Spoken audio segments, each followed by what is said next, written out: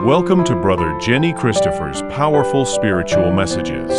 If you love Jesus Christ and seek to be uplifted and strengthened in your faith, you're in the right place. Prepare your heart for an edifying word. Now, let's listen to Brother Jenny. సారి శుభములు తెలియజేస్తున్నాను.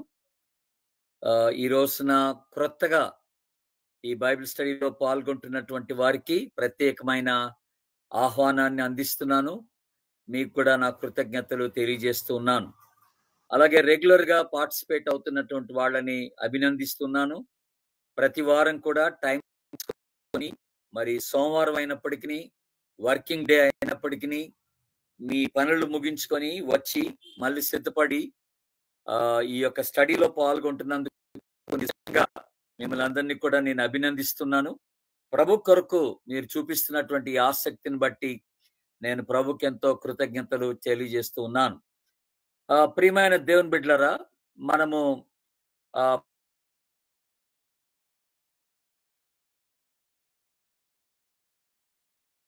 దాన్ని మనము విశ్లేషణ చేస్తున్నాం. అంటే ఒక summary లాగా ఆ బుక్ లో ఉన్నటువంటి విషయాలన్నీ కూడా మనం తెలుసుకుంటున్నాం. డీటెయిల్డ్ గా వచనాన్ని పఠించట్లేదు, కానీ ఒక పుస్తకంలో ఉన్నటువంటి మూలమైన విషయాలన్నీ కూడా మనం తెలుసుకోవడానికి ప్రయత్నం చేస్తున్నాం. మనం 2 వారాల క్రితం మీకు జ్ఞాపకం ఉన్నట్లయితే మన మధ్య ఉన్నటువంటి సత్యరాజు గారు తిమోతికి రాసినటువంటి 2 పత్రికలు, పౌలు గారు రాసిన 2 పత్రికలు మనకి తీసుకున్నారు. ఆయన సమరీ చెప్పారు. ఆ 2 పత్రికల గురించి చెప్తున్నప్పుడు ఒక మాట మీరు వినుంటారు. అదేంటంటే, ఆ 2 పత్రికల్ని మనం ఏమని పిలుస్తామంటే పాస్టరల్ ఎపిసిల్స్ అని అంటాం అన్నమాట. పాస్టరల్ ఎపిసిల్స్ అని అంటే కాపరి పత్రికలు అని అర్థం అన్నమాట. కాపరి పత్రికలు. అలాగే ఈ రోజున మనం ధ్యానం చేసుకోబోయేటువంటి పుస్తకం ఏంటంటే తీతుకు రాసినటువంటి పత్రిక, తీతు పత్రిక అంటాం. సో ఇది కూడా, ఈ తీతు పత్రిక కూడాను పాస్టరల్ ఎపిసిల్ అని చెప్తారనమాట. అంటే అటు తిమోతి పత్రికలు కానీ ఆ 2 పత్రికలు ప్లస్ ఇటు తీతు పత్రిక, ఈ 3 పత్రికలు కొత్త నిబంధనలో కాపరి పత్రికలుగా అవి మనకి చెప్పబడుతూ ఉన్నాయి దేవుని బిడ్డలారా. ఎందుకనంటే ఒక సంఘ కాపరికి ఉండవలసినటువంటి లక్షణాలు, సంఘ పెద్దలకు ఉండవలసినటువంటి లక్షణాలు, సంఘస్థుల్లో స్త్రీలు కానీ యవనులు కానీ పురుషులు కానీ వాళ్ళు కలిగి ఉండవలసినటువంటి కొన్ని లక్షణాలు, ఇవన్నీ కూడా చాలా క్షుణ్ణంగా ఈ 3 పత్రికల్లో, తిమోతి మొదటి పత్రిక, తిమోతి 2వ పత్రిక, ఆ తర్వాత తీతు పత్రిక, ఈ 3 పత్రికల్లో మనకి చాలా వివరంగా వివరించబడ్డట్టుగా మనకి చూస్తాం దేవుని బిడ్డలారా. అందుకనే వీటిని పాస్టరల్ ఎపిసిల్స్ అనే మాట, కాపరి పత్రికలు అనే మాట మనకి జ్ఞాపకం చేయబడతాం. పౌలు గారు తీతుకు రాసినప్పుడు, ఈ పత్రిక రాసినప్పుడు ఆయన నికోపోలిస్ అన్నటువంటి ఒక ప్రాంతం నుండి ఈ పత్రిక రాసాడు. వాళ్ళు నికోపోలిస్ అనే ప్రాంతం నుండి. మీరు ఒకవేళ చాలా బ్రీఫ్ గా మీరు వెనక్కి వెళ్ళి గలతీ పత్రిక ఒకసారి మీరు చూడండి. గలతీ పత్రికలో 2వ అధ్యాయంలో 168 పేజ్ నెంబర్, గలతీ పత్రిక 2వ అధ్యాయం 3వ వచనంలో ఒక మాట రాయబడి ఉంది. అక్కడ ఆయనను నాతో కూడా నున్న తీతు గ్రీసు దేశస్థుడైనను అని ఉంది. ఇక్కడ తీతు గ్రీసు దేశస్థుడైనను అనే మాట రాయబడి ఉంది. ఇక్కడ అంటే ఆయన గ్రీక్ వాడు అనమాట. గ్రీసు దేశస్థుడు అని అంటే జనరల్ గా గ్రీక్ వాడు అని అన్నప్పుడు అన్యుడు అనే మాట మనం జ్ఞాపకం చేసుకోవాలి. గ్రీక్ వాడు అంటే అన్యుడు. So is a converted Christian అనమాట. అంటే అన్య విశ్వాసంలో నుండి యేసు ప్రభుని ఎరిగినటువంటి వాడుగా మనకి కనపడుతున్నాడు అనమాట. అది మనం గుర్తుపెట్టుకోవాల్సినటువంటి మొదటి విషయం. ఆ తర్వాత మీరు తీతు పత్రికకు వస్తే, మొదటి అధ్యాయంలోనికే వస్తే, అక్కడ 3వ వచనం, అంటే మనకి మొదటి నుంచి 4 వచనాలు కలిపి ఉన్నాయి మొదటి అధ్యాయంలో. ఆ 3వ వచనం అంటే మధ్యలో మీకు కనపడుతుంది ఒక మాట, దేవుని దాసుడును యేసుక్రీస్తు అపోస్తలుడునైన పౌలు మనందరి విశ్వాస విషయములో నా నిజ కుమారుడగు తీతుకు శుభమని చెప్పి రాయినది అని అంటాడు ఇక్కడ. సో ఇక్కడ తీతుని సంబోధిస్తూ పౌలు గారు చెప్పిన మాట ఏంటంటే, నా నిజ కుమారుడగు తీతు అని అన్నాడు. నిజ కుమారుడగు తీతు అని అంటే ఇక్కడ ఇంకొక విషయం మనకి జ్ఞాపకం చేయబడుతున్న విషయం ఏంటంటే, ప్రాబబ్లీ పౌలు ద్వారా తీతు విశ్వాసంలోనికి నడిపించబడ్డాడు అనే మాట మనకి జ్ఞాపకం చేయబడుతుంది. పౌలు ద్వారానే తీతు విశ్వాసంలోనికి నడిపించబడ్డాడు అనే మాట మనం తెలుసుకుంటున్నాం. తర్వాత పౌలు గారి యొక్క పరిచర్యను గురించి బైబిల్ చెప్తూ ఆయన 3 మిషనరీ ప్రయాణాలు చేశాడని బైబిల్ చెప్తాం. 4వది కూడా ఉంది, కానీ దాని గురించి ఎక్కువ మాట్లాడం మనం. 3 మిషనరీ ప్రయాణాలు పౌలు గారు చేశాడని చెప్తాం మనం. ఆ ప్రయాణాల్లో 3వ మిషనరీ ప్రయాణంలో ఈ తీతు పౌలుతో పాటు వెళ్ళినటువంటి వాడిగా కనపడతా ఉంది మనకి బైబిల్లో మనం చదివినట్లయితే. అండ్ 3వ మిషనరీ ప్రయాణంలో తీతు పౌలుతో కలిసి ఆ ప్రయాణంలో కొనసాగినట్టుగా మనం చూస్తా వస్తున్నాం. అదొకటి మీరు మనసులో పెట్టుకోవాల్సినటువంటి ఒక విషయం. తర్వాత తీతు విషయానికి వస్తే, పర్టికులర్ గా తీతు విషయానికి వస్తే, మీరు అనేక పర్యాయములు పౌలు గారు తీతుని కొరింథీ సంఘానికి పంపినట్టుగా మనకు కనపడతా ఉంటుంది. తన యొక్క నమ్మకత్వాన్ని బట్టి, తనకున్న జ్ఞానాన్ని బట్టి, ప్రభు విషయంలో తనకున్నటువంటి ఆసక్తిని బట్టి, పరిచర్యలో తన కనపరుస్తున్నటువంటి ఆ యథార్థతను బట్టి, ఆయన కలిగి ఉన్న జ్ఞానం, దేవుని విషయం అందున్నటువంటి జ్ఞానాన్ని బట్టి కొరింథీ సంఘానికి అనేక పర్యాయములు ఈ పౌలు అతన్ని పంపించినట్టుగా చూస్తాం. మీరు ఒక మాట, మనము ఈ తీతు పత్రికలోనికి వెళ్ళక ముందుగా కొరింథీలకు రాసిన 2వ పత్రిక తీయండి ఒకసారి. 2వ పత్రిక, కొరింథీలకు రాసిన 2వ పత్రిక 2వ అధ్యాయం 12వ వచనం 13వ వచనం చదువుతున్నాను, గమనించండి. 12వ వచనం 13వ వచనం.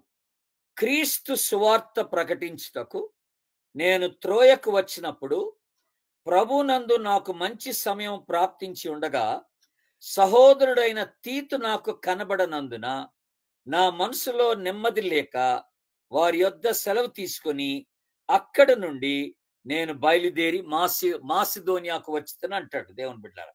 ఇదొకటి మాట మీరు మనసులో పెట్టుకోండి. అక్కడ ఇప్పుడు 7వ అధ్యాయంకి రండి.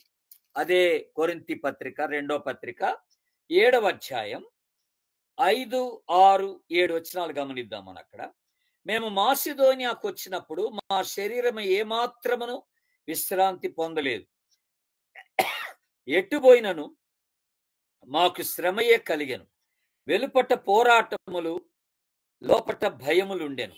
ఆయనను దీనులను ఆదరించు దేవుడు తీతు రాక వలన మమ్మను ఆదరించను అని అంటున్నాడు. చాలా బ్యూటిఫుల్ గా, తీతు రాక వలన మమ్మల్ని ఆదరించను. తీతు రాక వలన మాత్రమే కాకుండా అతడు మా అత్యాభిలాషను, మా అంగలార్పును, నా విషయమై మాకు కలిగిన అత్యాసక్తిని మాకు తెలుపుచు తాను మీ విషయమై పొందిన ఆదరణ వలన కూడా మమ్మల్ని ఆదరించను గనుక నేను మరి ఎక్కువగా సంతోషించి తిని అంటున్నాడు. కనుక ఈ కొరింథీ సంఘాన్ని విజిట్ చేసి వచ్చి ఆ కొరింథీ సంఘాన్ని గురించినటువంటి రిపోర్ట్ పౌలుకి ఇస్తూ పౌలుకి ఎంతో ఆదరణ కలగజేసినటువంటి వాడుగా ఇక్కడ మనకి పౌలు గారు జ్ఞాపకం చేస్తున్నాడు. తీతు ఆ సంఘాన్ని దర్శించి వచ్చి పౌలుకి ఎంతో ఆదరణ కలగజేసినటువంటి వాడుగా కనపడుతున్నాడు ఇక్కడ. ఆ తర్వాత ఇదే అధ్యాయం 7వ అధ్యాయం 13వ వచనం 14వ వచనం మీరు గమనించండి ఒకసారి. ఇందుచేత మేము ఆదరింపబడితిమి, అంతేకాదు మాకు ఈ ఆదరణ కలిగినప్పుడు తీతు యొక్క ఆత్మ మీ అందరి వలన విశ్రాంతి పొందినందున అతని సంతోషమును చూచి మరి ఎక్కువగా మేము సంతోషించితిమి అని అంటాడు. చూసారండి, కనుక ఏ రీతిగా అయితే తీతు యొక్క రాకడ మిమ్మును ఆదరించి సంతోష పెట్టిందో, అలాగే తీతు యొక్క రాకడ మమ్మను కూడా ఎంతో ఆదరించి సంతోష పెట్టిందని ఇక్కడ చెప్తున్నాడు. తీతును గురించి మాట్లాడుతున్నాడు పౌలు గారు, దేవుని బిడ్డలారా. అది మీరు గమనించాల్సినటువంటి విషయం. అయితే ఇంకొక మాట కూడా నేను మీకు జ్ఞాపకం చేస్తాను. 8వ అధ్యాయం 6వ వచనాన్ని గమనించండి. 8వ అధ్యాయం 2 కొరింథీ 8వ అధ్యాయం 6వ వచనం. కావున తీతు ఈ కృపను ఎలాగు పూర్వము మొదలు పెట్టెనో అలాగున దానిని మీలో సంపూర్ణము చేయమని మేము అతన్ని వేడుకొంటిమి అని అన్నాడు. ఎంత మంచి మాట అండి. అంటే తీతుని కొరింథీ సంఘానికి పంపేటప్పుడు పౌలు గారు ఇచ్చిన ఒక హెచ్చరిక ఏంటనంటే, ఇక్కడ తీతు కలిగిన కృప అన్నాడు. ఆ కృప ఏంటంటే ఈ 8వ అధ్యాయం 1వ వచనంలో మీరు గమనిస్తే, దేవుడు అంటే ఈ మాసిదోనియా సంఘాలకి దేవుడు అనుగ్రహించిన కృప అంటాడు. అది ఏంటి కృప అంటే దాతృత్వం అనే కృపను గురించి మాట్లాడుతున్నాడు అక్కడ. అంటే దీన్ని బట్టి మనకు అర్థమవుతుంది ఏంటంటే, తీతు he was a very good giver to God.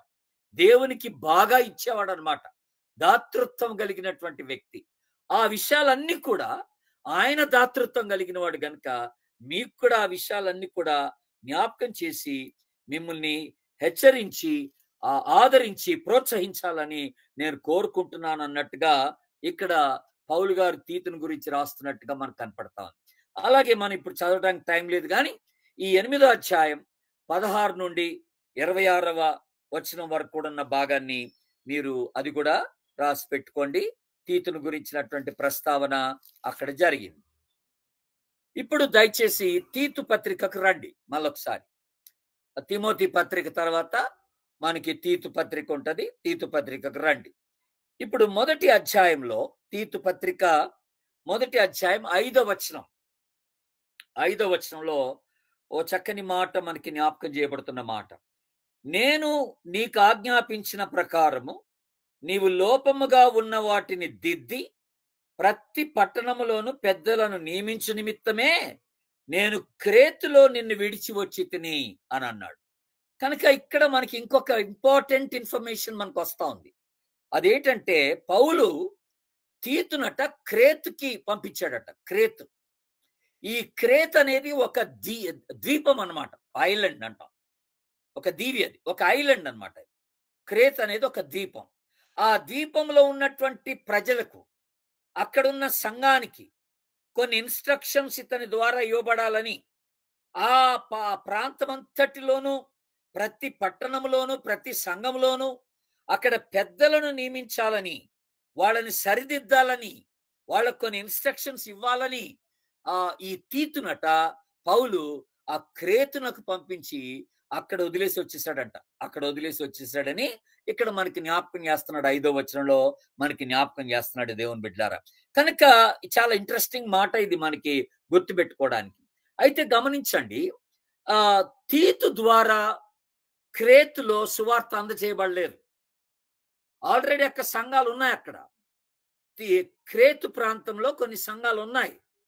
కాకపోతే ఇప్పుడు వాటికి తగినటువంటి హెచ్చరికలు, పెద్దలను నియమించేటువంటి విధానం, అవన్నీ కూడా వాళ్ళకి తెలియచేయాలని ఇప్పుడు పౌలు ఏం చేస్తున్నాడంటే తీతును అక్కడికి పంపిస్తున్నాడు అనమాట. పంపించాడు, క్రేతుకు పంపించాడు.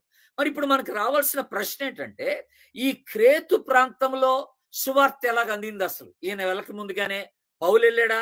పౌలు వెళ్ళలేదు అక్కడ. కానీ అక్కడ ఏం జరిగిందంటే, ఇప్పుడు మీరు ఒకసారి వెరీ ఇంట్రెస్టింగ్ గా అపోస్తల గ్రంథం తీయండి దయచేసి. అపోస్తల కార్యాల గ్రంథం 2వ అధ్యాయానికి వస్తే అక్కడ చక్కని మాట మీకు జ్ఞాపకం చేస్తాను.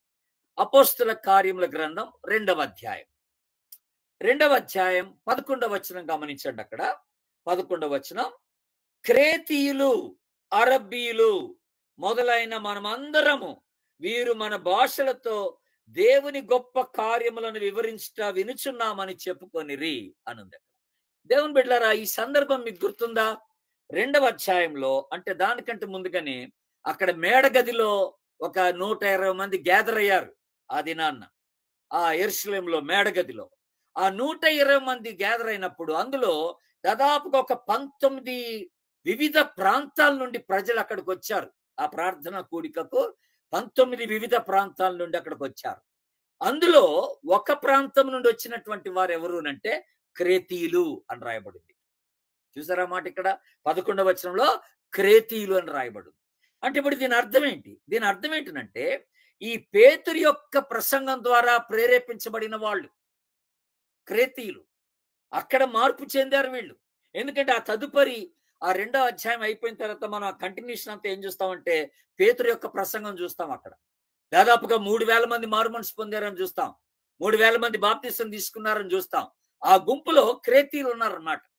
అక్కడ వాక్యం విని, పేతురు ద్వారా వాక్యం విని అక్కడ మారుమనసు పొంది బాప్తిసం తీసుకున్నటువంటి వారిలో క్రేతీలు కూడా ఉన్నారన్నమాట. ఈ క్రేతీలే ఇప్పుడు ఈ క్రేతు ప్రాంతానికి వచ్చినప్పుడు వాళ్ళ ఊరికి వెళ్ళిపోయినప్పుడు అక్కడ సంఘాలుగా ఏర్పరచబడ్డారన్నమాట. వీళ్ళంతా కూడా సంఘాలుగా ఏర్పరచబడినప్పుడు అక్కడ వాళ్ళకి సరైనటువంటి ఆ యొక్క ఇన్స్ట్రక్షన్, సరైనటువంటి బోధ, సరైనటువంటి హెచ్చరికలు లేకపోవడం వల్ల ఎన్నో అవకతవకలు ఆ క్రేతు సంఘంలో ఉన్నట్టుగా పౌలు గారు గమనించాడు అనమాట. దేవుని బిడ్డ, అయితే ఈ క్రేతు ప్రాంతాన్ని గురించి మాట్లాడుతూ ఏమని చెప్తారంటే, చరిత్రలో మనం గమనించినట్లయితే దేవుని బిడ్డలారా, ఇది చాలా క్రూరమైనటువంటి, అంటే నొటోరియస్ పీపుల్ ఉంటారంట అక్కడ. అంటే ఆ క్రేతీయులు చాలా క్రూరమైన ప్రజలట దేవుని బిడ్డలారా. అందుకనే ఎవరినన్నా తిట్టాలని అనుకుంటే ఆ దినాల్లో అక్కడ ఆ ప్రాంతంలో క్రెటిజో అని అంటారట, లేకపోతే క్రేటన్ అని అంటారట. అంటే నువ్వు క్రేతీయుడు రా అంటారన్నమాట. అంటే అంత చెడ్డోడని. క్రేతీయులు చాలా చెడ్డవారుగా పేరొందినటువంటి వారు అన్నమాట. వాళ్ళు యాక్చువల్గా ఒకప్పుడు ఆ ప్రాంతంలో ఉన్న వాళ్ళంతా కూడా యుద్ధ రంగంలో ఉండి వచ్చినటువంటి వాళ్ళే, మిలిటరీ జవాన్లుగా ఉండి వాళ్ళు వచ్చినటువంటి వారు అన్నమాట. ఆ జవాన్లుగానే అమ్మబడుతున్నారు ఇప్పుడు అక్కడ. ఎవరు ఎక్కువగా ఆప్షన్ చేసి వేలం బాడి వీళ్ళని తీసుకుంటారో అలాగే అమ్మబడే వాళ్ళు కూడా ఉన్నారు అక్కడ. కాకపోతే ఈ ప్రాంతం అంత క్షేమకరమైన ప్రాంతం కాదట. క్రేతీయ ప్రాంతం అంత క్షేమకరమైనది కాదు. ఎందుకంటే హింసలు ఎక్కువగా ఉంటాయి ఇక్కడ. ఆ తర్వాత లైంగిక అవినీతి ఎక్కువగా ఉంటది ఇక్కడ. సెక్షువల్ కరప్షన్ అనే మాట మనం జ్ఞాపకం చేసుకుంటున్నాం. క్రూర మృగాలు అన్నాడు క్రేతీయులు క్రూర మృగాలు, వాళ్ళ అబద్ధికులు, వాళ్ళు సోమరులు, వాళ్ళు ఏం పని చేయరంట దేవుని బిడ్డారా. అలాంటి ఒక వ్యక్తులు ఉన్నటువంటి ప్రాంతంలో సంఘాలు ఏర్పరచబడ్డాయి. విచారకరం ఏంటంటే ఆ సంఘాల్లో ఉన్నటువంటి నాయకులు కూడా చెడిపోయారట. అది సంగతి. ఆ క్రేతు సంఘంలో ఉన్నటువంటి నాయకులు కూడా చెడిపోయారు అన్నమాట. ఆ చెడిపోయిన కారణాన ఇప్పుడు పౌలు ఏం చేస్తున్నాడంటే ఈ తీతును అక్కడికి పంపించాడు అనమాట. వాటిని సరిచేయడానికి, ఆ సంఘాలని సరిచేయడానికి, ఆ నాయకులు సరిచేయడానికి, విశ్వాసులను సరిచేయడానికి ఇప్పుడు తీతుని అక్కడికి పంపించినట్టుగా మనం చూస్తా ఉన్నాం దేవుని బిడ్డ. అయితే ఈ పత్రిక, మీరు ఇప్పుడు మళ్ళీ తీతు పత్రికకు రండి. ఈ పత్రికలో మూల వాక్యాలు కొన్ని మనకున్నాయి. ఆ మూల వాక్యాలు 1-2 మీకు చూపిస్తాను. ఆల్రెడీ మీరు రాసుకున్నట్లయితే మొదటి అధ్యాయం 5వ వచనం, మొదటి అధ్యాయం 5వ వచనం ఒక మూల వాక్యంగా రాసి పెట్టుకోండి. ఆల్రెడీ మనం చదివేస్తాం అది. అలాగే మొదటి అధ్యాయం 16వ వచనం అది కూడా ఒక మూల వాక్యంగా మీరు రాసి పెట్టుకోవాలి. దేవుని ఎరుగుదమని వారు చెప్పుకొందురు గాని అసహ్యులను అవిధేయులను ప్రతి సత్కార్యం విషయం భ్రష్టులై ఉండి తమ క్రియల వలన ఆయనను ఎరగమన్నట్టున్నారు అని అన్నాడు. That's very very interesting, very sad state of affair. పౌలు గారు మాట్లాడుతున్నటువంటి మాట. అది కూడా ఒక మూల వాక్యంగా మీరు పెట్టుకోండి. అలాగే 2వ అధ్యాయం 10వ వచనం ఒకటి మూల వాక్యం, 15వ వచనం ఒకటి మూల వాక్యంగా పెట్టుకోండి దయచేసి. 10వ వచనం 15వ వచనం మూల వాక్యంగా పెట్టుకోండి. ఎందుకు 10వ వచనంలో ఏమన్నాడు? మీరు జాగ్రత్త 9, 10 కలిపి ఉన్నాయి లేండి. అంటే సంపూర్ణమైనటువంటి మంచి నమ్మకము కనపరచుచు అన్ని కార్యములందు వారిని సంతోషపెట్టుచు వారికి లోబడి ఉండవలనని వారిని హెచ్చరిక చేయండి అని అన్నాడు ఇక్కడ. అంటే దాసులైనటువంటి వారిని హెచ్చరిక చేయండి అన్నాడు. అలాగే 15వ వచనంలో వీటిని గూర్చి బోధించుచు హెచ్చరించుచు సంపూర్ణ అధికారంతో దుర్బోధను ఖండించుచునుండుము, నిన్నెవరిని తృణీకరింపనీయకము అని అన్నాడు ఇక్కడ. కనుక ఇది కూడా ఒక మూల వాక్యంగా మీరు రాసి పెట్టుకోవాలి దేవుని బిడ్డలారా. అలాగే 3వ అధ్యాయం 3వ వచనం నుండి 6వ వచనం వరకు మూల వాక్యం, అది కూడా రాసి పెట్టుకోండి. 3వ అధ్యాయం 3వ వచనం నుండి 6వ వచనం వరకు మూల వాక్యం. అలాగే 8వ వచనం కూడాను ఒక మూల వాక్యంగా మీరు పెట్టుకోవాలి. ఎందుకని? అక్కడ ఒక చక్కని మాట తీతుకి ఒక ఇన్స్ట్రక్షన్ గా పౌలు గారు చెప్తున్నాడు. ఏంటది? ఈ మాట నమ్మదగినది గనుక దేవుని విశ్వాసం ఉంచిన వారు సత్క్రియలను శ్రద్ధగా చేయటందు మనసుంచినట్లు నీవు ఈ సంగతులను దృఢముగా చెప్పుచుండవలని కోరుచున్నాను. దృఢముగా నువ్వు ఈ సంగతులు చెప్పుచుండవలనని నేను కోరుచున్నాను అని చెప్పి ఇక్కడ చాలా చక్కని ఒక ఇన్స్ట్రక్షన్ ఇక్కడ తిమోతికి ఇచ్చినట్టుగా మనం గమనిస్తున్నాం. దృఢముగా నువ్వు చెప్పాలి అంటే అర్థం ఏంటంటే ఒక్కి నొక్క నుంచి చెప్పడం అనమాట. ఒక్కి నొక్క నుంచి చెప్పాలి అని అంటున్నాడు అనమాట దేవుని బిడ్డలారా. ఇది మీరు గుర్తుపెట్టుకోవాలి. ఆ తర్వాత మీరు ఇంకొక మాట మీరు గుర్తుపెట్టుకోవాల్సింది ఏంటంటే మూల అంశం ఏంటి అసలు ఈ పత్రికలో మనకు కనపడుతున్నటువంటి మూల అంశం ఏంటి అనేది కూడా ఒకటి మనం చూద్దాం. మూల అంశం ఏంటంటే దేవుని బిడ్డలారా సౌండ్ డాక్ట్రిన్ అంటే ఒక స్వచ్ఛమైనటువంటి ఆ సిద్ధాంతం, క్రైస్తవ సిద్ధాంతం, స్వచ్ఛమైన క్రైస్తవ సిద్ధాంతం. అది మూల అంశం, ఒక అంశం. ఎందుకంటే చాలా సిద్ధాంతాలు ఇక్కడ చెడిపోయాయి ఈ సంఘంలో, క్రేతు సంఘంలో. కనుక తీతు అక్కడ పాస్టర్గా పంపించబడ్డాడు. అవన్నీ ఇప్పుడు సరిచేయాలా. కనుక సౌండ్ డాక్ట్రిన్ అనేది ఒక థీమ్, ఒక అంశంగా ఇక్కడ మనకి చెప్పబడతా ఉంది. రెండవది సంఘ పెద్దలు, అది కూడా ఒక థీమే. సంఘ పెద్దలు లేకపోతే సంఘ నాయకులు అనేది ఒక అంశం అన్నమాట. ఈ పత్రికలో మనకి బాగా కనపడేటువంటి ఒక అంశం. ఇంకొక అంశం ఏంటంటే సత్క్రియలు, మంచి క్రియలు. అది కూడా నేను వివరిస్తాను మీకు. మంచి క్రియలు అనేది ఇంకొక అంశంగా ఈ పత్రికలో మనకు కనపడుతుంది. ఇంకొక అంశం ఏంటంటే కృప. కృప గురించి ఒక అద్భుతమైనటువంటి మాట పౌలు గారు పలికాడు. విశ్వాస జీవితానికి చాలా ఉపయోగకరమైనటువంటి ఒక మాట పలికినట్టుగా మనం చూస్తాం. అది కూడా మీకు జ్ఞాపకం చేస్తాను కొద్దిగా ఆగి. ఆ తదుపరి ప్రవర్తన, క్రైస్తవ ప్రవర్తన, క్రిస్టియన్ కాండక్ట్ అనేది కూడా ఒక మంచి అంశంగా ఉంటున్నట్టుగా మనకి కనపడతా ఉంది ఈ పత్రికలో. అదొక మంచి అంశంగా ఉన్నట్టుగా మనకు కనపడతా ఉంది దేవుని బిడ్డలారా.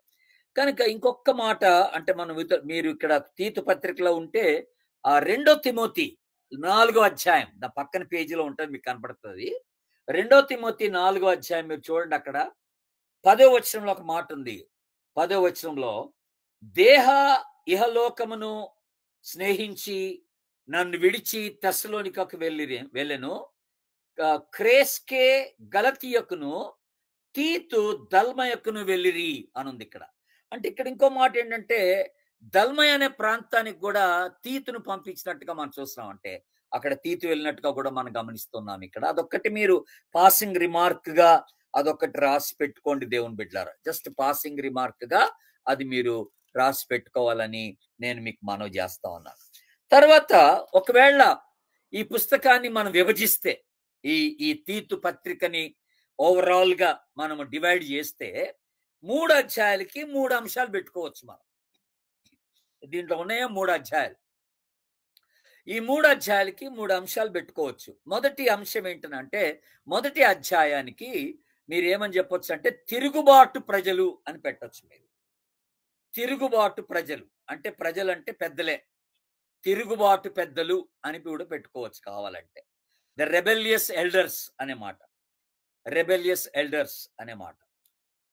ఇక 2వ అధ్యాయంకి వస్తే సంఘములోని వృద్ధులు, స్త్రీలు, యవనులు, యవన పురుషులు, యవన స్త్రీలు, అట్లాగే తీతును గురించిన ప్రస్తావన ప్లస్ కొంతమంది పెద్దల గురించిన ప్రస్తావన 2వ అధ్యాయంలో. దాదాపుగా సంఘములు ఉండేటువంటి అన్ని గుంపుల వారిని అక్కడ ఒక హెచ్చరిక చేసినట్టుగా మనం చూస్తాం 2వ అధ్యాయం అంతా కూడాను. అది కూడా మీరు రాసి పెట్టుకోండి. 2వ అధ్యాయం యొక్క ఆ మూల అంశం అన్నమాట అది. ఇక 3వ అధ్యాయంకి వస్తే అవలంబించవలసినవి కొన్ని ఉన్నాయి, విసర్జించవలసినవి కొన్ని ఉన్నాయి. అవి చెప్తాడనమాట. డూస్ అండ్ డోంట్స్ అని కూడా అనొచ్చు మనం కావాలనుకుంటే. అవలంబించవలసినటువంటివి కొన్ని, విసర్జించవలసినటువంటివి కొన్ని 3వ అధ్యాయంలో. అవి డీటెయిల్డ్గా ఇప్పుడు మనం చూడటానికి మనకి టైం లేదు. ఎందుకంటే మనము పుస్తకాన్ని డీటెయిల్ స్టడీ చేయడం లేదు, ఓవరాల్ స్టడీనే చేస్తూ వస్తున్నాం కనుక అదొకటి మీరు మనసులో పెట్టుకోవాలని నేను మీకు మనవి చేస్తున్నాను. దేవుని బిడ్డలారా, ఇప్పుడు మనం ఏం చేస్తామంటే దీంట్లో మూల అంశాలుగా మాట్లాడినటువంటివి కొన్ని హైలైట్స్ మీకు చూపిస్తాను. మూల అంశాలుగా నేనేం చెప్పానంటే సౌండ్ డాక్ట్రిన్ ఒకటి, అంటే స్వచ్ఛమైనటువంటి క్రైస్తవ సిద్ధాంతాన్ని గురించిన బోధ చేశాడు అని అన్నాను. హితబోధ అంటున్నాం దాన్ని. 2వ అధ్యాయంలో మొదటి వచనంలోనే పౌలు గారు తీతుకు రాస్తూ 2వ అధ్యాయం మొదటి వచనంలో అంటాడు, నీవు హితబోధకు అనుకూలమైన సంగతులు బోధించుము అని అన్నాడు. సౌండ్ డాక్టర్ని నువ్వు టీచ్ చేయాలన్నాడు. కనుక ఎక్కడైనా సరే సంఘాల్లో ఇది చాలా అవసరం. సౌండ్ డాక్టర్ని కలిగినటువంటి సంఘాలు కావాలి దేవుని బిడ్డలారా. అంటే అర్థం ఏంటి? సౌండ్ డాక్టర్ని అంటే వాక్యాన్ని వాక్యంగా చెప్పగలిగినటువంటి బోధ ఉండాలి సంఘంలో. పాస్టర్స్ కూడా అలాగే వాక్యాన్ని వాక్యంగా చెప్పగలిగిన పాస్టర్స్ ఏ సంఘంలో ఉంటారో మనం ఆ సంఘాన్ని ఎంపిక చేసుకోవాలి. పిట్ట కథలు చెప్పి, కల్పనా కథలు చెప్పి, దురద చెవులకి ఇష్టమైన విషయాలు చెప్పి, టైం పాస్ చేసి, వాక్యాన్ని ఇష్టం వచ్చినట్టుగా మరల్చి, వాళ్ళకి మేలుకరంగా అనుకూలంగా మరల్చి బోధించేటువంటి పాస్టర్స్ ఉన్న సంఘాలని మనం ఎంపిక చేసుకోకూడదు. ఇది ఒక గొప్ప హెచ్చరిక మనకి ఇక్కడ కనపడతా ఉందన్నమాట. అయితే ఇక్కడ మీరు గమనించాల్సిన ఒక విషయం ఏంటంటే, తీతు పత్రిక మొదటి అధ్యాయం 5 నుండి 9 వరకు ఉన్న భాగాలు మీరు గమనిస్తే ఇక్కడ కనపడుతున్న ఒక విషయం ఏంటంటే, ఆయన ఆ స్టార్టింగ్ లోనే మాట్లాడుతూ ఎవడైనను అంటే ఒక మాట అన్నాడు అక్కడ, ఎవడైనను నిందారహితుడును ఏకపత్ని పురుషుడును దుర్వ్యాపారము విషయంలో నేరము మోపబడని వారై అవిధేయులు కాక విశ్వాసులైన పిల్లలు గలవాడునై ఉన్న ఎడల అట్టివానిని పెద్దగా నియమించుము అన్నాడు. What an instruction. సంఘ పెద్దల యొక్క నియామకంలో అసలు ఎన్ని జాగ్రత్తలు తీసుకోవాలో ఇక్కడ రాశాడు దేవుని బిడ్డలారా. అలాగే కింద కూడా ఇంకొన్ని విషయాలు వాళ్ళు కలిగి ఉండాల్సినటువంటి సంఘ పెద్దలు ఏ సంఘమైనా కాదు.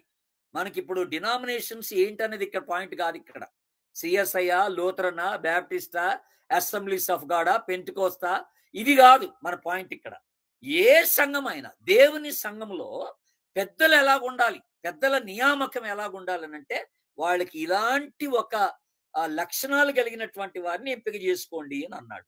7వ వచనంలో చూస్తే వాళ్ళు మంచి గృహ నిర్వాహకులు అవ్వాలట, నిందారహితులై ఉండాలట, స్వేచ్ఛాపరులు, ముక్కోపి కాకుండా ఉండాలట, మద్యపానీయుడు కాకూడదట, కొట్టేవాడు కాకూడదట, దుర్లాభమును అపేక్షించేవాడు కాకూడదట, అతిథి ప్రియుడై ఉండాలట, సజ్జనుడై ఉండాలట, స్వస్థ బుద్ధి గలవాడై ఉండాలట, నీతిమంతుడై ఉండాలట, పవిత్రుడై ఉండాలట, ఆశా నిగ్రహము గలవాడై ఉండాలట.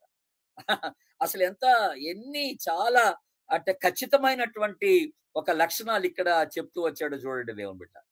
కొన్ని సంఘాల్లో మనం బ్యాప్టిస్ట్ కానీ, సిఎస్ఐ కానీ, లూథరన్ కానీ కొన్ని సంఘాల్లో చూస్తుంటే ఎలక్షన్స్ జరుగుతాయి. సంఘ పెద్దల్ని ఎంపిక చేసుకునేటప్పుడు ఎలక్షన్స్ జరుగుతాయి సాఫ్గాను, మనందరికి తెలిసిన విషయమే. అప్పుడు ఎలాంటి వారిని మనం ఎంపిక చేసుకుంటున్నాం? అసలు ఎలక్షన్ అంటే ఒక రీతికి చెప్పాలంటే సంఘమంతటికి ఓ మంచి అవకాశం. ఏంటి అవకాశం? మమ్మల్ని ఆధ్యాత్మికంగా బలపరచడానికి, మమ్మల్ని పెంపొందింపజేయడానికి, మాకు కావలసినటువంటి నాయకుల్ని మేము ఎంపిక చేసుకోవడానికి మాకు ఒక అవకాశం దొరికిందని చెప్పుకోవాలి అక్కడ. యాక్చువల్గా సంఘస్థులకి మీరే పెద్దలను నియమించండి అని అన్నప్పుడు, ఓటేయండి అన్నప్పుడు ఏ పెద్దల్ని ఓటేస్తున్నాం, ఏ పెద్దలను నియమించుకుంటున్నాం అనేది ఒక పెద్ద ప్రశ్న అక్కడ. కనుక ఒకసారి మన పెద్దల్ని చూస్తే సంఘాల్లో, అనేక సంఘాల్లో, నేను ఇప్పుడు పర్టికులర్గా ఏ సంఘాన్ని గురించి చెప్పట్లేదు కానీ అనేక సంఘాల్లో పెద్దలను చూస్తే రక్షణ లేని వాళ్ళు ఉంటారు, త్రాగుబోతలు ఉంటారు, అవినీతి పరులు ఉంటారు, లంచం తీసుకునే వాళ్ళు ఉంటారు. ఎలాంటి అసలు దేవుని భయం లేనటువంటి వాళ్ళు సంఘ పెద్దలుగా ఉంటే ఇంకా ఆ సంఘం ఆధ్యాత్మికంగా ఎలాగ అభివృద్ధి చెందుద్దండి? నేను స్టార్టింగ్ లో చెప్పాను మీకు, అటు తిమోతి పత్రిక కానీ, ఆ 2 పత్రికలు కానీ, ఇటు తీతు పత్రికలు కానీ కాపరి పత్రికలు అన్నాను. అట్లాగే మీరు తిమోతి మొదటి పత్రిక 3వ అధ్యాయం మొదటి 10 వచనాలు సేమ్ క్వాలిఫికేషన్స్, సేమ్ లక్షణాలు అధ్యక్షులైనటువంటి వారు కలిగి ఉండాలంటాడు. అంటే సంఘ పెద్దలు అనమాట. అధ్యక్షులు అనే మాటకి 3 అర్థాలు ఉన్నాయి. ప్రెసిడెంట్ అనొచ్చు, లేకపోతే సంఘ పెద్ద అనొచ్చు, పాస్టర్ అనొచ్చు అనమాట. అలాంటి వాళ్ళకు ఉండే లక్షణాలు ఆ మొదటి తిమోతి 3వ అధ్యాయం మొదటి 10 వచనాలు మీరు చూస్తే, తీతు పత్రిక మొదటి అధ్యాయం 5 నుండి 9 చూస్తే సేమ్ ఉంటాయి దాదాపుగా లక్షణాలు సేమ్. ఎందుకంటే ఆ పత్రిక, ఈ పత్రిక ఇవన్నీ కూడా కాపరి పత్రికలుగా మనకి చెప్పబడుతున్నటువంటి పత్రికలు దేవుని బిడ్డలారా. కనుక అసలు ఎంత చక్కని టీచింగ్ అంటే అసలు ఆ సంఘాలకి మనం చెప్పలేం. కనుక ఎక్కడైనా పాస్టర్స్ మీటింగ్ పెట్టుకున్నప్పుడు అండి, ఈ తిమోతి పత్రిక, తీతు పత్రికలో నుంచి మాట్లాడాలి పాస్టర్స్‌తో. మాట్లాడితే సంఘాలు బాగుపడతాయి. ప్రతి పాస్టరు ఈ పత్రికల్ని కంఠస్థం చేయాలి. ఈ పత్రికల్ని అన్వయించుకోవాల. అలాగ అన్వయించుకుంటే నేడు మన సంఘాలు ఎంతో ఆధ్యాత్మికంగా నిలబడి బలపడటానికి అవకాశం ఉంటుందని మనం తెలుసుకుంటున్నాం.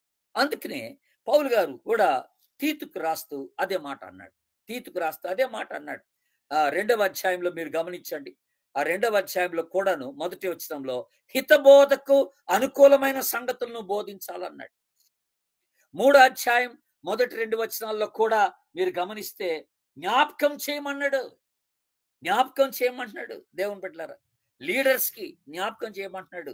2వ అధ్యాయం మీరు గమనిస్తే అసలు వృద్ధులైన స్త్రీలు ఎలాగుండాలా, యవన స్త్రీలు ఎలాగుండాలి, యవన పురుషులు ఎలాగుండాలా, వృద్ధులైన పురుషులు ఎలాగుండాలా, ఈవెన్ సంఘస్థుల్లో ఆ సంఘస్థులు విశ్వాసులైనటువంటి సంఘస్థులు ఉండవలసినటువంటి వారికి ఉండవలసినటువంటి లక్షణాలన్నీ కూడా ఆ 2వ అధ్యాయంలో అనేక రీతులుగా వివరించినట్టుగా మనం గమనిస్తున్నాం దేవుని బిడ్డ.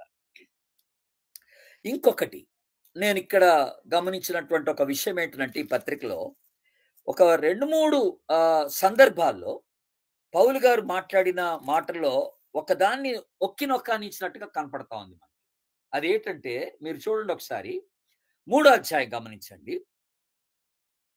తీతు పత్రిక 3వ అధ్యాయం మొదటి 2 వచనాలు చదువుతున్నాను, గమనించండి. మొదటి 2 వచనాలు చదువుతున్నాను, గమనించండి.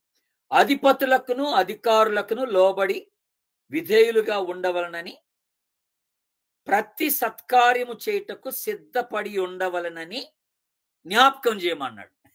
ఆ తర్వాత ఆ వచనం క్లోజింగ్ లో జ్ఞాపకం చేయమన్నాడు. ప్రతి సత్కార్యమునకు సిద్ధపడి ఉండాలన్నాడు. ఈ మాట మీరు అండర్లైన్ చేసుకోవాల్సిన మాట. ప్రతి సత్కార్యమునకు సిద్ధపడి ఉండవలని. అట్లాగే 3వ అధ్యాయం 8వ వచనం చూడండి. 3వ అధ్యాయం 8వ వచనం. ఈ మాట నమ్మదగినది గనుక దేవుని యందు విశ్వాసం ఉంచువారు, అంటే ఎవరైనా గాని విశ్వాసులు అందరూ క్రియలను శ్రద్ధగా చేయుటయందు మనసుంచున్నట్లు నీవు ఈ సంగతులను దృఢముగా చెప్పుచుండవలెను. మీరు గమనించినారా? మళ్ళీ ఇప్పుడు విశ్వాసులకు కూడా, ఇందాకేమో అధికారంలో ఉన్న వాళ్ళకి, నాయకులుగా ఉన్న వాళ్ళకి సత్క్రియలు చేయమన్నాడు. ఇప్పుడు విశ్వాసులు ఎవరైతే ప్రభునందు దేవునందు విశ్వాసం ఉంచారో విశ్వాసులు అందరట సత్క్రియలు శ్రద్ధగా చేయాలంటున్నాడు. సత్క్రియలు శ్రద్ధగా చేయడానికి వాళ్ళని నువ్వు హెచ్చరిక చేయమంటున్నాడు దేవుని బిడ్డలారా. సరే, ఇంకొకటి 14వ వచనం. ఇదే అధ్యాయం 14వ వచనం చూడండి ఒకసారి. మనవారును నిష్ఫలులు కాకుడి నిమిత్తము అవసరమును బట్టి సమయోచితముగా సత్క్రియలను శ్రద్ధగా చేయుటకు నేర్చుకొనవలెను. సత్క్రియలను శ్రద్ధగా చేయుటకు నేర్చుకొనవలెను అంటున్నాడు దేవుని బిడ్డలారా. అంటే అసలు ఎందుకు ఈ సత్క్రియలను ఇక్కడ హైలైట్ చేస్తున్నాడు పౌలు? విశ్వాసి అనేవాడు ఖచ్చితంగా మంచి క్రియలు చేయాలట. గుర్తుపెట్టుకోండి. ఇక్కడ ఒక చిన్న తేడా మీకు జ్ఞాపకం చేస్తాను. మంచి క్రియలు మనల్ని రక్షించవు. Good works will not save us. మంచి క్రియలు చేయడం ద్వారా రక్షణ రాదు. ఆ మాటకు వస్తే నాస్తికులు కూడా మంచి క్రియలు చేస్తున్నారు. హాస్పిటల్ పెడుతున్నారు, ఆర్ఫనేజెస్ పెడుతున్నారు, ఓల్డ్ ఏజ్ హోమ్లు పెడుతున్నారు, పేదోళ్ళకి భోజనాలు ఇస్తున్నారు. నాస్తికులు, దేవుడే లేడనేవాడు. మరి మంచి క్రియల వల్ల పరలోకాన్ని ఎవడు స్వతంత్రించుకోడు. మీరు ఒకసారి ఎఫ్ఎస్సి పత్రిక చూడండి. ఎఫ్ఎస్సి పత్రిక 2వ అధ్యాయంకి రండి దయచేసి. 174 పేజీ నెంబర్. ఎఫ్ఎస్సి పత్రిక 2వ అధ్యాయం 10వ వచనం. 10వ వచనం చదువుతున్నాను, జాగ్రత్త వినండి. 10వ వచనం. మరియు వాటి యందు మనము నడుచుకొనవలనని దేవుడు ముందుగా సిద్ధపరిచిన సత్క్రియలు చేయుటకై మనము క్రీస్తు యేసునందు సృష్టింపబడిన వారమై ఆయన చేసిన పని అయి ఉన్నాము. ఇక్కడ తేడా గమనించాలన్నాను నేను. సత్క్రియల వలన రక్షణ కాదు, కానీ రక్షింపబడిన వాడు తప్పనిసరిగా సత్క్రియలు చేయాలి, మంచి క్రియలు చేయాలి. ఇక్కడ చిన్న హెచ్చరిక మీ అందరికి ఇవ్వాలనుకున్నాను నేను. మనం మంచి పనులు చేస్తున్నామా దేవుని బిడ్డలారా? విశ్వాసులమే. మంచి పనులు కావాలని ఆలోచించి శ్రద్ధ వహించి మనం మంచి పనులు చేయగలుగుతున్నామా అని అడుగుతున్నాను నేను. మంచి పనులు చేస్తున్నామా అని అడుగుతున్నాను. మంచి పనులు చేయాలా. విశ్వాస అనేవాడు మంచి పని చేయాలా, అది గుర్తుపెట్టుకోండి మీరు. విశ్వాస అనేవాడు మంచి పని చేయాలా, ఖచ్చితంగా మంచి పని చేయాలి. లేకపోతే దేవుని యొక్క మాట ఏంటంటే సత్క్రియలు చేయకుండా విశ్వాసిగా ఉండలేవు. నువ్వు సత్క్రియలు చేయకుండా నువ్వు విశ్వాసిగా ఉండలేవని ప్రభు జ్ఞాపకం చేస్తున్నాడు. ఇంకో మాట చెప్పనా? ఇంకా పెద్ద మాట ఉంది బైబిల్లో. యాకోబు పత్రిక చూడండి, 4వ అధ్యాయం తీయండి. యాకోబు పత్రిక 4వ అధ్యాయం 17వ వచనం, పేజీ నంబర్ 212. కాబట్టి మేలైనది చేయనెరిగియు అలాగు చేయని వానికి పాపము కలుగును అన్నాడు. మేలు అంటే ఏంటి? మంచి. మేలు అంటే ఏంటి? మంచి. మంచి ఏంటో తెలిసి చేయకపోతే పాపం అంట. దీన్ని ఇంగ్లీష్లో ఏమంటారంటే ద సిన్ ఆఫ్ ఒమిషన్ అంటారు. పాపాన్ని గురించి మాట్లాడేటప్పుడు 2 పదాలు ఉపయోగిస్తారు ఇంగ్లీష్లో. ఒకటి ద సిన్ ఆఫ్ కమిషన్ అని అంటాం. అంటే ఒక తప్పుడు పని చేయడం వల్ల మనం పాపులుగా ఎంచబడతాం అన్నమాట. ఒక తప్పుడు పని చేయడం వల్ల సిన్ ఆఫ్ కమిషన్ అంటాం దాన్ని. ఇంకోటి ఏంటంటే సిన్ ఆఫ్ ఒమిషన్. ఒక మంచి పని చేయకపోవడం వల్ల కూడా తప్పే అంటున్నాడు బైబిల్లో. మంచి ఏంటో తెలిసి మంచి చేయకపోతే తప్పట. మేలైనది చేయనెరిగి ఉండి. మేలంటే ఏంటి? సత్క్రియ. అందుకనే తీతు పత్రికలో రాస్తూ తీతు గారు ఎందుకు ఈ సత్క్రియల్ని ఆయన హైలైట్ చేశాడంటే, మీకు ఆల్రెడీ చెప్పాను, క్రేతీయులు చాలా చెడ్డవారు. క్రేతీయుల్లో ఏ మంచి కార్యం లేదు. అవినీతి పరులు, అబద్ధికులు, వాళ్ళు సెక్షువల్ అవినీతి కలిగినటువంటి వారుగా కనపడుతున్నారు దేవుని బిడ్డలారా. అలాంటి వారికి అంటే అట్లాంటి వాళ్ళు సంఘములో కూడా ఉంటున్నారు అన్నమాట కొంతమంది. కనుక మంచి క్రియలకి ప్రాముఖ్యత ఇవ్వమని మాట్లాడుతున్నాడు అక్కడ. ఇన్స్ట్రక్షన్స్ బాగున్నాయి. పెద్దలు ఎలాగుండాలా, వృద్ధులు ఎలాగుండాలా, యవనస్తులు ఎలాగుండాలా, స్త్రీలు ఎలాగుండాలా, పురుషులు ఎలాగుండాలా, ఈ ఇన్స్ట్రక్షన్స్ అన్ని బాగున్నాయి. అట్ ద సేమ్ టైం విశ్వాసులందరికీ వర్తించగలిగినటువంటివి ఏంటంటే ఫస్ట్ విషయం ఏంటంటే మంచి క్రియలు. ఇదొకటి గుర్తుపెట్టుకోవాలి దేవుని బిడ్డలారా. తర్వాత ఇంకొకటి అతి ప్రాముఖ్యమైన విషయం ఏంటంటే తీతు పత్రిక 1వ అధ్యాయంలో మీరు గమనిస్తే, తీతు పత్రిక 1వ అధ్యాయం మీరు రాసుకోండి. 1వ అధ్యాయం 10 నుండి 14వ వచనం వరకు ఉన్నటువంటి భాగం. 10 నుండి 14వ వచనం వరకు ఉన్నటువంటి భాగం. ఆ భాగం ఏంటి, దేని గురించి మాట్లాడుతున్నాడంటే అబద్ధ బోధకుల గురించినటువంటి ప్రస్తావన సంఘములో. ఈ అబద్ధ బోధకుల్ని గుర్తించడం చేయాలా, ప్లస్ వాళ్ళని హెచ్చరించాలి. ఇప్పుడు చూడండి, కొంతమంది అక్కడ ఎలాగున్నారంటే ఇలాగా వాళ్ళు అనేకుల్ని పాడు చేస్తున్నారు అబద్ధ బోధకులు. వాళ్ళ గురించి మాట్లాడితే ఏమన్నారంటే 11వ వచనం చూడండి, వారి నోళ్లు మూయింపవలెను, అట్టివారు ఉపదేశింపకూడనివి వాటిని దుర్లాభము కొరకు ఉపదేశించుచు అని అన్నాడు. ఉపదేశింపకూడని విషయాలు వాళ్ళ సొంత లాభము కొరకై ఉపదేశించుచు, దుర్లాభము కొరకు ఉపదేశించుచు కుటుంబములనే పాడు చేయుచున్నారు. ఎంత గొప్ప, ఎంత భయంకరమైన మాట అది. కనుక క్రేతు సంఘంలో కూడా అబద్ధ బోధకులు ఉన్నారు. And they are spoiling the entire group of believers. కుటుంబాలనే పాడు చేస్తున్నారంట వాళ్ళు. కనుక అక్కడొక చక్కని హెచ్చరిక ఇవ్వబడింది. మన సంఘాల్లో కూడా అండి ఈ మెలకు ఉండాలి మనకి. ఏది అబద్ధ బోధ, ఏది సరైన బోధ అనే మెలకు ఉండాలి. నేను ఒక ఊర్లో ఒక వ్యక్తిని గురించి విన్నాను. ఒక కుటుంబం అండి, పాపం క్రొత్తగా ప్రభుని ఎరిగినారు, క్రొత్తగా ప్రభుని అంగీకరించారు, విశ్వాసంలో క్రొత్తగా జీవిస్తున్నారు. పాస్టర్ గారు వాళ్ళని విజిట్ చేయడం లేదు. ఈ లోపల సంఘానికి వస్తున్నటువంటి ఒక పెద్ద మనిషి వాళ్ళ ఇంటికి వెళ్ళటం మొదలెట్టాడు, ఆ కొత్త విశ్వాసుల ఇంటికి వెళ్ళి వాళ్ళకి ఈయనకు తోచిన వాక్యాలన్నీ చెప్తున్నాడు. ఎలా చెప్పాడంటే, వాళ్ళ యొక్క బలహీనతను గుర్తించి, వాక్యములో వాళ్ళకి అనుభవం లేదని గుర్తించి, తన స్వలాభము కొరకై వాక్యాన్ని మార్చి చెప్పడం మొదలెట్టాడు. అబద్ధ బోధకుడు అనమాట. అలాగా మార్చి చెప్తూ కథ షార్ట్ చేయటానికి నేను మాట చెప్తున్నాను. వాళ్ళ దగ్గర చాలా డబ్బులు లాగేశాడు, కానుకలు లాగేశాడు వాళ్ళ దగ్గర. ఫైనల్‌గా ఆయన చేసిన పనేంటో తెలుసండి? ఆళ్ళ ఇంటిని ఈయన పేరట రాయించేసుకున్నాడు ఈ అబద్ధ బోధకుడు. ఆళ్ళ ఇంటిని ఈయన పేరట రాయించేసుకొని, ఒక దినాన ఆ ఇల్లు ఖాళీ చేసి వెళ్ళిపోండి, ఈ ఇల్లు నాదనేసాడు.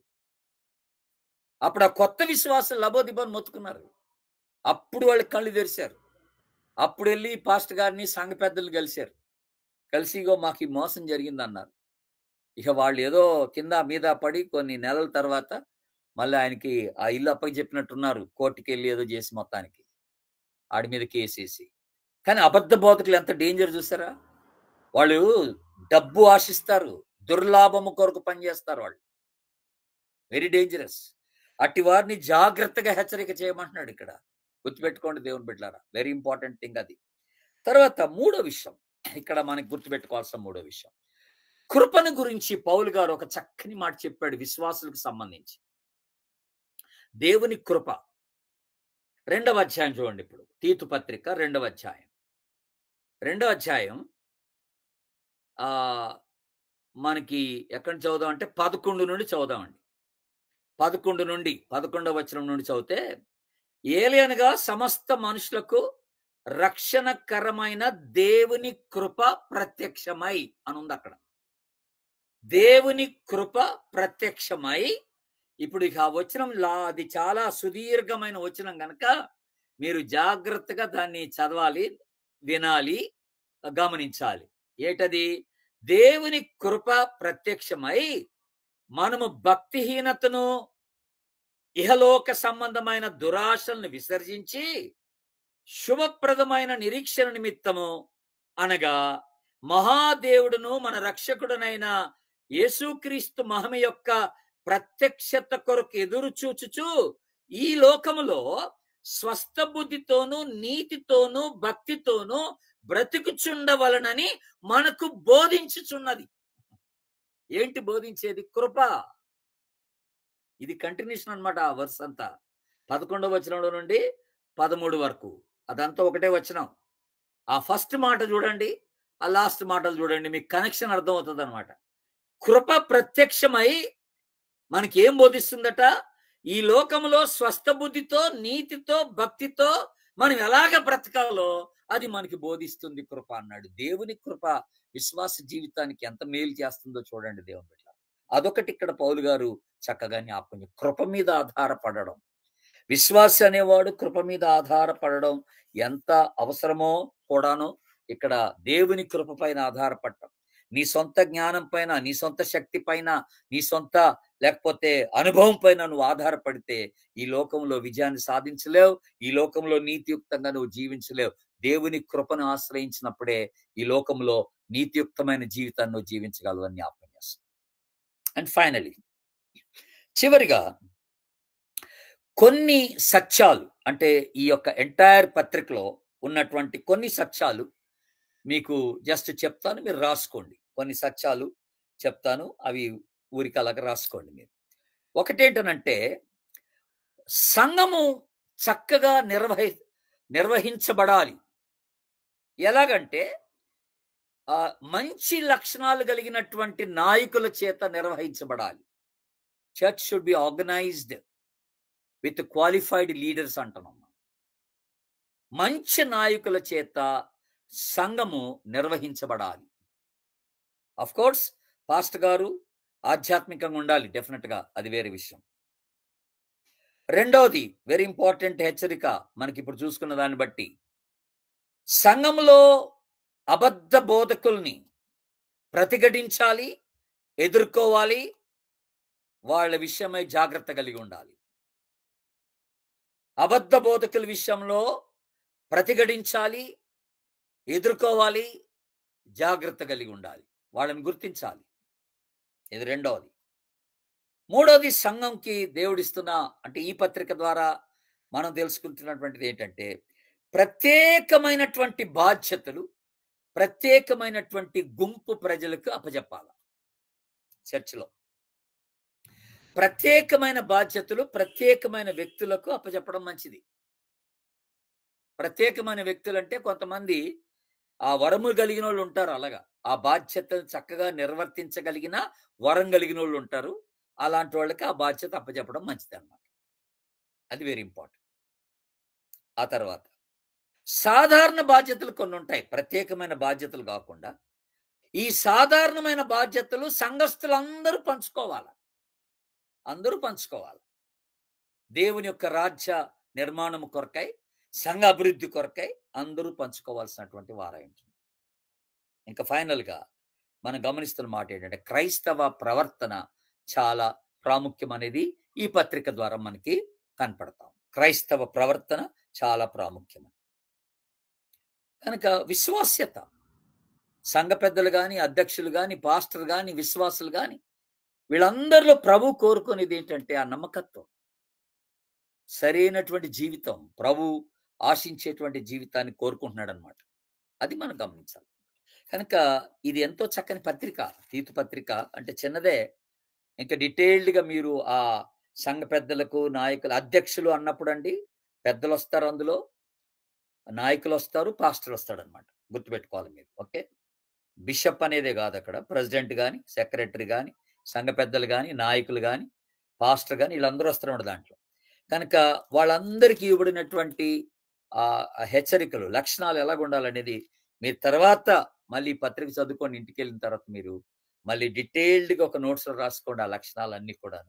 ఈ రోజున మన సంఘాలతో పోల్చుకొని మనం చూసుకుంటే మనం ఎక్కడ పొరపడుతున్నాం, మన సంఘాలు ఎందుకు ఆధ్యాత్మికంగా ఎదగట్లేదు అనేది మనకే అర్థమైపోద్ది. దేవుని బిడ్డలారా, ఎందుకు ఎదగట్లేదు అంటే మనకు అర్థమైపోద్ది. దాన్ని బట్టి అది మీరు గుర్తించుకోవాలని మీకు జ్ఞాపకం చేస్తున్నాను. Thank you so much.